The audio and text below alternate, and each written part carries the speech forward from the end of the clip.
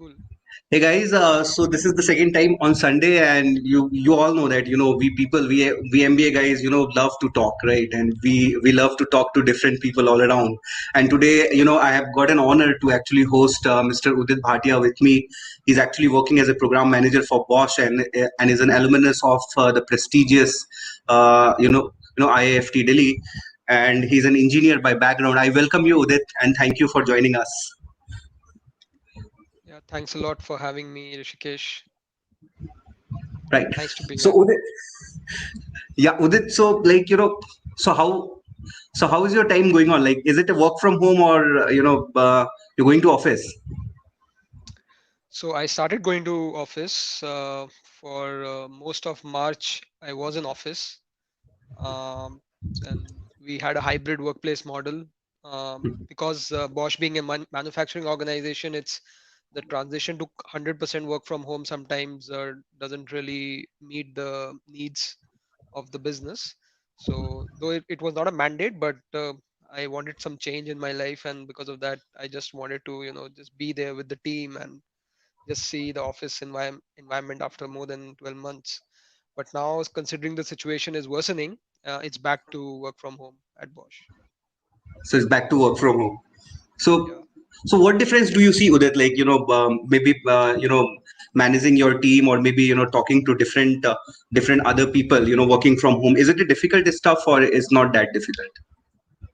The initial stages naturally it was difficult to communicate because the systems, the mindsets were not prepared, to handle this new normal, as we call it. But now, 12 months down the line, I can say that the organization, especially an organization like Bosch, which is supposed to be technically innovative, and so we have introduced a lot of measures, uh, practices across the teams and departments, which is making life easier for people to work and be as productive from home as they were in office.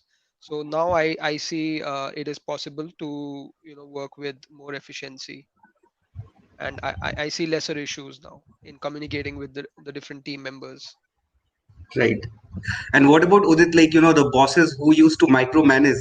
They may not be able to micromanage now. Yeah, true. I mean, for me, I think the paradigm of management itself is changed. So that I don't think there would be any more people managers only. You need to be a functional expert in the future now. People management is going to be like a redundant role because more and more people and there are metrics to there are tangible metrics available now to gauge how an associate is performing. You can monitor the performance based on those metrics.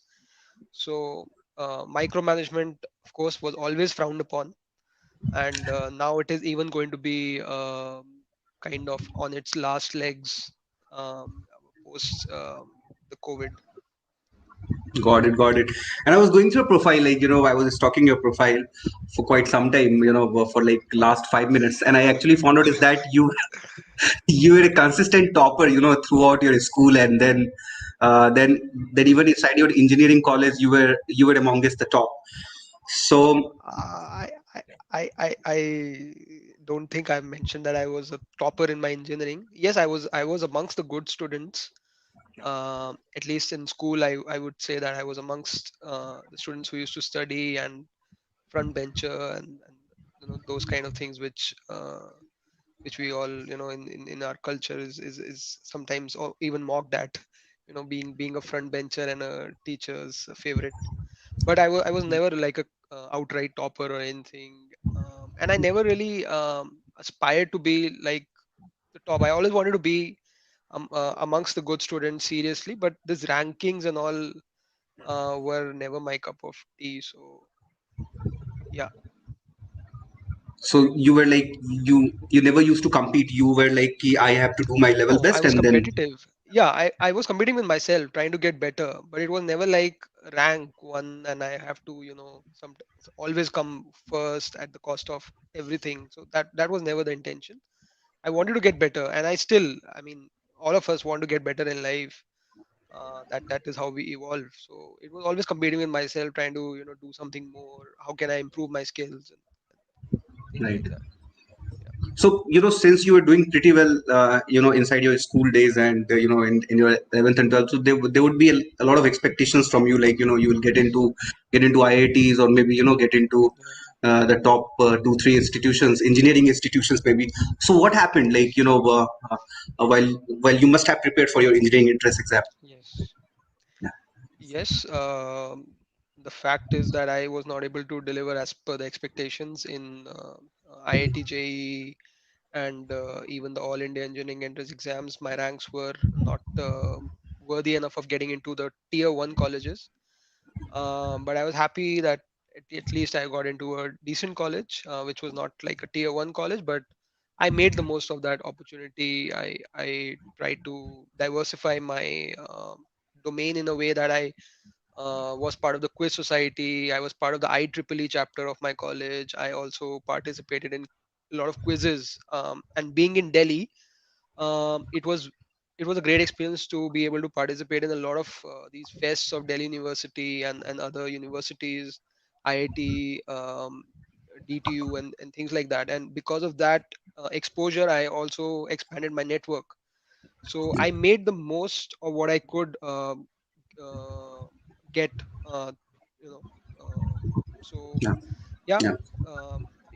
it So this is started very off as important a now, that, like, disappointment, but certainly, I mean, it started off as something which I was disappointed with, but then those 4 years of my engineering, I somehow, kind of redeemed myself to a certain extent. That yeah, I felt that I grew in those 4 years. I did not, get into a shell or felt bogged down hmm, by not being able to meet the expectations. So right. yeah. And this is so important now, so many people, just after one small setback, they start thinking that they cannot go forward in their life. But you met the, Yes. hmm, Yes, yeah, I mean, academic setbacks I think are easier to tackle. There are a lot bigger setbacks that can hit you in life. So, yeah, I mean, those 3 years of an exam can go either way. I mean, you also have done engineering and then your MBA. You know how um, di- uh, difficult it is to predict that what the outcome would be, and it can go either way. Despite preparing so hard, you know that there are only X number of people who will get into the top IITs or these colleges. So you always have to be prepared and just keep your frame of mind positive as possible. and then you were campus placed at DXC Technologies, was it? Yes, I was campus placed. And how was your experience there at DXC? Yeah, I mean, it was my first job, so obviously you have great memories, of working, getting your first salary, working in a full-fledged organization, and it was a Fortune 500 organization, DXC, and I was working with a team which was handling projects from the Australia and the New Zealand region, and that also gave me a first-hand client exposure, working on such international projects. And I was very fortunate to get a very good team who was extremely supportive. And I was the youngest member of the team, so that also maybe led to additional support and concern for towards me. But in the close to 2 years I spent at DXC, and I really had a great time. My team, I still remember, and I still am in touch with some of the members of my team at DXC. And yeah, it was a great experience, and it was a great experience more because of the team I got. So I was fortunate to work with those 6 7 guys who were extremely supportive and always ready to help. Okay. And when did you decide to do an MBA, and why? Um, So it was, I think, in the penultimate year of my engineering. So as I, in the earlier part of the interview or this session, I should not call this an interview, this like a conversation. So I was mentioning Fine. that I was extremely active in the quiz society and the IEEE chapters. And in those position of responsibilities, I did organize a few events. Mm, I did interact with a lot of people, and while I was doing that, I found that interacting with people, managing events, managing the financials of the events, um, marketing those events on the different social media forums, because that time was like an advent of social media, and it was not so, you can say, I'm talking about 2012-13 time period, so it was not as widespread as it was today. But yeah, I was reasonably active even in those times on social media and marketing the different events of my college. So I think I liked it, and I liked it more than I liked the engineering that I was doing, which was electronics and communication engineering. So I think that was the first, you can say, trigger that, yeah, why not explore management field? Though there was a part of me who wanted to, stick to a techno managerial role. So I never wanted to like be an outright management guy.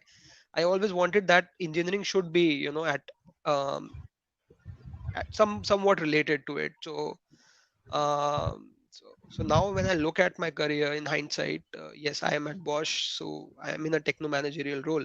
But at that point in time, also my aim was to do an MBA, but um, I wanted to be it to be linked to engineering in such way. So I also explored courses in other universities outside India also, which were um, providing postgraduate programs in technology and management.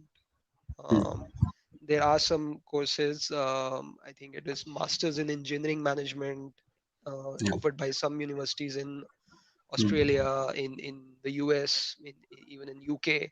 So I was exploring these courses also, and I was also started preparing at that point in time for the Indian entrance exams, the CATs at IIFT and the likes. So yeah, that's when the shift happened. That was the first, you can say, trigger. got it. So that was the trigger. So you started preparing it from the penultimate year itself, or was it after some time? Last year, I started preparing in last year, though it was not full throttle, because I also had to join the organization later in the years, and exams were there and things like that. But yes, I started. Uh, the mindset got shifted that, yeah, I also need to do this along with my job and stuff. So it never occurred to me that I have to leave my job, leave everything, and just focus on CAT prep. So it was always like I want to work, get some exposure as well, and prepare as hard as I can, allocate 2 hours a day for the next 6 months, see where do you stand, give some test series, and assess your performance, and then based on that we'll see it. Yeah. Got it. So you passed out in 2013, and then in 2015 you joined IIFT. It seems right now. Yes. So I gave the exam in 2000. I did not give all the exams in 2013 for MBA. I gave only one or two exams, and I got into some decent B schools. But some of the people I consulted at that point in time said that you can get into better schools, because despite just preparing for maybe say 2 hours a day, I was able to get a certain percentile, a decent percentile, and they said you are capable of more. So I then gave it again with a little more preparation, and then I cracked IFT in 2014, and I started my journey, MBA journey, in 2015. So what was your mantra of cracking IIFT? Because this is a dream college for all the MBA aspirants inside India. I think IFT is the biggest distinguishing factor is general knowledge. And as I mentioned that I was a quizzer in my undergrad days, I participated in more than 50 quizzes across different colleges in Delhi and NCR. So that's interest towards quizzing, staying abreast with general knowledge topics was something that I was following since my engineering days for the last 4 years. So it was not just because of IFT I started picking up newspapers and reading columns and tracking international affairs. So it was something which was happening much before that. And A lot of people used to, say that this is like the make or break section. If you're not interested in GK, it's very difficult to crack. But for me, it was like a boon, because I knew that this section I am going to be better than most people. So that was, I think, one of the biggest reasons why I really wanted to, do well at IFT, because I knew that one section, which is a nemesis for a lot of aspirants, is actually my strength. Hmm. And then I also honed my skills in other section. I was weak at quant compared to verbal, so I used to devote additional time to verbal, try to focus on the strategy. So MBA exams, I mean, you yourself are an alumnus of a top B school. You know, it's more about the strategy than anything else. So how much accurate you can be in that time frame, Yeah. how you can maximize your strengths in your section. So I worked more on the strategy, giving tests, talking to people. I also connected with a few alumni of IFT and other top schools. So yeah, I think all this accumulated effort helped me crack it. Got it. And did you have paratha in that, YFT campus के सामने वाला Yeah, paratha shop? yeah, Lakshman ka dhaba. Yeah, Lakshman dhaba. So how did it become so famous, Udit? Like, everybody knows about that. I don't know. I mean, I don't know why is it so famous. I had paranthas, better paranthas in other places of Delhi and even other places. If you go to Punjab, you can have like world class paranthas. You can't get better than that. But yeah, I mean, it's like word of mouth, and Delhiites love to try different, different places, and I think it's the vibe of that area, the Kutub institutional area also, which has to do something with it. There are a lot of other B schools also. You have IMI four. So it's the Force. student, the students, and it just passes on from one batch to the other, and then they tell other people. So it's more to do with that. I personally have had better paranthas, if you ask me. And how was your experience at IIFT? So you entered into the college. So was there a feeling like, yes, this is the place that I had to go, or was it like something ki, nahi, this is I No, I could mean, have like I said, even for my engineering college, so I try to make the most best of whatever you get. And of course, there was some other B schools also, like the IIMs and all, from where I had calls, but I could not convert. So it wasn't like the IFT was the only option I had. But yes, I was happy that I got into a tier one school, yes. and I was happy that yeah, this can help me achieve whatever goals I have related to Hmm. my profession, career, and things like that. So it will provide me a very good platform from where I can launch, and I can do well. So all that was always at the top of my mind. So it was never like yeah, this is it. Hmm. And I always tell, even now I mentor some B school aspirants, and I always tell them that getting into a B school should not be a goal. It should be a means to attain a goal. So a goal is different. Getting into B school is just a medium.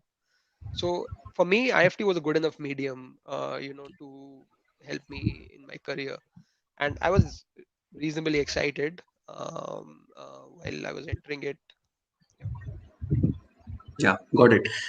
And then you were campus placed. Sorry, you got your summer placements also in Bosch, na? Like I think No, no, no. It was in a e-commerce organization called Shop Clues. shop use. Um, Okay, and it is, I think, acquired by another organization, Singapore-based Shopee now, if I'm not wrong. So it was reasonably popular back in the day for people who are trying to buy frugal stuff. So like Amazon and Flipkart were like the premium players, and this dealt with a lot of household items and inexpensive categories and things like that. So yeah, while I was at IFT, there was a lot of interest I had towards digital marketing and stuff, and my profile at Shopcluse also was in digital marketing, and I really learned a lot on how to do more with less. So how you can spend less and make the most out of your campaigns in digital marketing. What kind of algorithms can you use to improve the click through rate, and all those metrics. So yeah, it was a good experience, a very different experience. So did you have some profile in your mind, Udit, or you were like, I'm gonna explore the things, and wherever I'm gonna enter, I'm gonna prove the best. Like you did it in your engineering, in your MBA. Uh, I wanted to have a role which was into technology and management, like the intersection of both. So, for example, I never really aspired to be someone who is, selling potato chips in Western Uttar Pradesh. Uh, yeah, I mean, I'm being frank. I never wanted to be like a area sales manager, these kind of profiles. I wanted to be like in a techno managerial role. So my focus was always working in organizations which do involve a reasonable amount of technology, and where you have to manage and get the things done with that background of technology, so that whatever I've learned in my engineering as well, maybe it could be used in some way or the other. And that's the reason I also, in my final placements, I only applied to companies which were providing that kind of an exposure, or their job descriptions were channelized towards a techno managerial profile. Yeah. Got it. So you got into Bosch, and you got into a program management role from the beginning itself, or the role changed over a period of time. Uh, it did change. So I joined Bosch as part of the junior managers program, which is like the leadership program at Bosch. It is quite similar to the leadership programs for which organizations hire at B schools. They uh, hire you for a cross-functional kind of a program, and then over the next 4 or 5 years, you get into a business leadership role. So it was quite the same at Bosch, where I worked in different functions. But yeah, coincidentally, most of my functions were related to project management and a little bit of business development or product development also along with it. So it was not a conscious decision to just get into program management from day one. But yeah, the kind of roles I got, and the work that I was doing, I got automatically attracted towards project and program management. So I have had a great experience and exposure at Bosch. I worked with different Bosch entities. Bosch being a huge organization, a conglomerate, you do have the opportunity to leverage the organization in ways that you can work across different domains. So I worked with Industry 4.0, which is industrial automation. I worked with the clean energy, solar energy division. I've worked with the chassis controls division in Germany, which deals with the active safety and the passive safety components of a car. And I am currently working with the connected mobility division, which is based on IoT and connected mobility, where you can monitor the health of a vehicle through data exchanged over cloud, and you can make decisions based on that. So you do get that kind of an opportunity at Bosch. But yeah, coincidentally, most of my roles did involve a reasonable amount of project management. And then, yeah, I also got excited towards it, and I took a stand to further develop my career in this function. Right. And for all those people who don't know, what is project management and what is program management all about, Udit, if you could throw some light, if when you say project management, what do you mean? Yeah, so project is nothing but as per so there is this Bible of project managers we call PM BOK. So it's like Project Managers Book of Knowledge.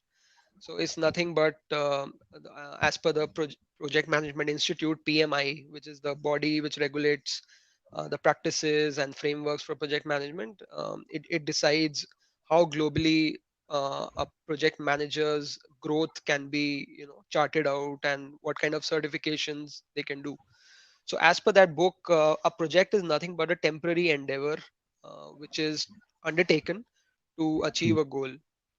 So it's a temporary endeavor. It will have a start date, it will have an end date. And as a project manager, you have to traverse through that project life cycle.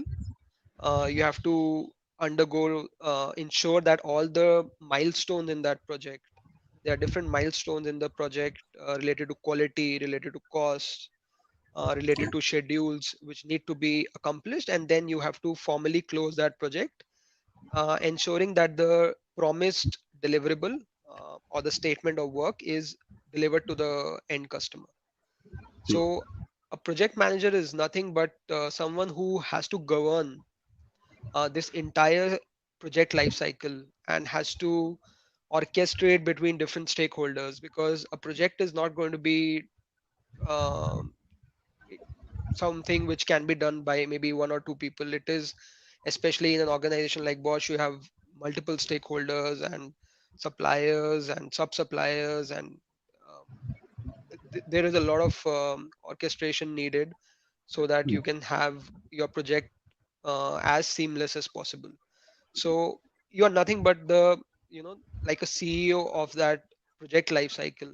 You have to ensure that, all the different elements are in place so that the end result is delivered as expected by the customer. So Right. this entire work cycle is project management. And if you are handling multiple projects Mm. of similar nature, which can provide together, they can provide a strategic benefit to your organization, then that is called program management. So it's like Mm. multiple projects clubbed together, um, and you are orchestrating efforts from different projects and ensuring that there is a bigger strategic benefit to the organization. That is what we call program management. And there is another field called portfolio management, which is one step above, wherein you handle multiple programs. So Mm. as you rise up the ladder, you can even get into portfolio management. Got it, got it. So project management and program management is a term which is used across the industry. Like, if you get into different industry like infrastructure, you construction, electricity, companies like Bosch, you go to. So how is it different like in different companies? Like, uh, Yeah, I mean, I see the program management definition quite fluid nowadays. I have interacted with program managers in other organizations like Amazon and Google. So there, still, I think program management is viewed more like product management. It's still more about, market research related to the product, feature analysis, and how you can enhance the product and things like that. It has less to do with the delivery. But yeah, in a legacy organization like Bosch, we still follow this standard PMBOK definition where it's more on the delivery aspects. Though we do deal with the product managers also as part of our role, and we do know to a certain extent what goes in the product, but we are not responsible for the innovation and the product part of it. It's more about the delivery and the quality of the delivery and things like that. So our metrics are defined differently, but we do have to also deal with. So there, like you asked, there are some similarities, but there are more differences than similarities in the way program management is perceived across industry. I would still say organizations like Bosch and even a lot of real estate infrastructure related organizations do view it as a delivery oriented role. But yeah, e-commerce and some of the other tech giants do view it more as a product oriented role. So there, the difference is there. got it, Udit. And Udit, how is your life part two? So how are you different from part one to part two? Like the transition, like. Okay. Okay. Are you referring to my WhatsApp status? Yeah. Okay. Yeah, it's nothing but I'm no more a bachelor, so it Hmm. has. Uh, I think you can also relate to what I'm saying in a way that, yeah, I mean, marriage does bring with it a lot of change in your life, and yeah, so it is. I think it's too early to say how big a change it is because it's been like 4.5 months. But Yeah. yeah, it's a nice, a transition phase, you can say, wherein it's still pretty new, and you are getting to know the additional responsibilities, the additional changes coming into my life. So yeah, it's pretty nice, I would say. Right. And one last question, Udit. One setback which you remember, like which actually hit you very hard, but still you managed to to overcome that. Setback. I mean, we discussed it briefly, like when you asked me about my school days and my not so great performance in my engineering entrance exams. So I would really call it a setback because I think my parents, teachers, everyone was reasonably disappointed with me. They were more disappointed with me than I was with myself. So it really added to my misery. So I would really call it a setback. At least the bigger one I have faced, the biggest one I've faced in my professional life till now. And yeah, I mean, I was disappointed in the initial days, and I used to maybe think that how could I have maybe done better. Uh, but yeah, I mean, uh, I think what helped me is that I was able to channelize my whatever energy I had into something constructive, trying to do something which through which I could exhibit or I could manifest my strengths.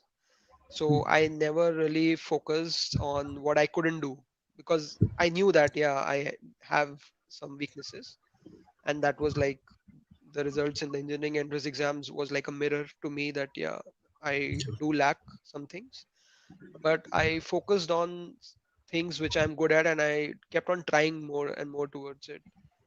Um, though I'm great that I'm having this interview and I'm preaching and giving these kind of gyan to everyone, I still don't call myself a success. I mean, success is like a journey. Yeah. And I think you, despite you having a great pedigree under your belt, you would also say that you can't really be complacent and say, hey, I'm successful, that's it. It's Right. like a journey, and we also will make mistakes. I might have another failure in my future.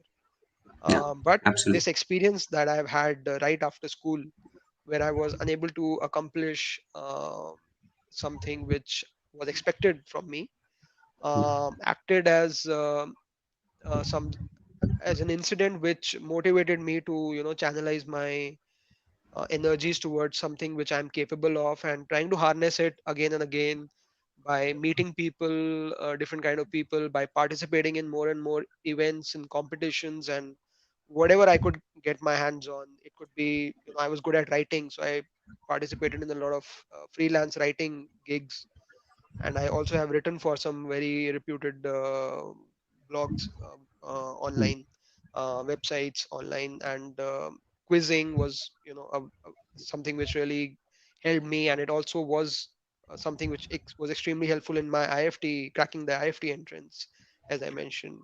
So I always feel that if you're putting in your energies right, you will reap the dividends of it in your near or middle or long term. You might not get instant gratification, but if you are putting some genuine and honest efforts towards something, you will get better in the longer period of time. You will see yourself improving, and it will fetch you good results. Yeah. I'm a So firm believer in yeah, that. absolutely, Udit. And since you actually talked about the gig part, so I have got a small question. This one will be the last one. Is that what is your viewpoint of the gig economy, which is emerging right now in India? People want to take small works, and they want to work for different people altogether. There have been a number of platforms which have actually come up, like you've got Freelancer, and other kind of platforms. So how do you see it? What is your viewpoint? Uh, I do have a very favorable viewpoint on it. I mean, it is something uh, which can provide businesses and individuals with some kind of subject matter expertise, um, and not having to, pay someone for, maybe forever. So you are just paying for that quantum of work, and you're Yeah, getting it done by a subject matter expert. I think there is also a need for maybe some regularization, so that we can ensure that the quality of the output is good, because we do see that there is a lot of adulteration in the way people do something, and there is no benchmarking available. There's no regularization available. So now I see it getting more and more into the fray of the way we are doing things. So it's important to also regulate it, and ensure that only the people who are adding good value. Maybe you can be a content writer, but there are thousands of content writers, giving that service. So what is the wage that you give to someone with, say, X number of gigs in the past? Or how do you define, that wage? Or how do you define the quality of work? How businesses, pay these people, and things like that. So there is a need to maybe chart it out more clearly, rather than it being it still has a lot of loose threads. It is still not ironed out completely. So I would say that, yeah, it's great that people who might be working full time somewhere also get an opportunity to exhibit their skills in something different, yeah, and also solving problems for people. Or it could be like someone is a freelancer and they are just doing it. They are collaborating with multiple businesses doing it. So I think it looks promising, the concept in itself, but yeah, it needs to be ironed out more. got it. And since we are running out of time, and even Udit has got another something to do at 7 o'clock. So thank you, Udit, for joining us. And it was a privilege to host you, and a lot to learn from the things that you actually talked about. And we'll be in Thanks, touch. Rishikesh. Thanks, Rishikesh, for the opportunity. Have a good evening. Same to you.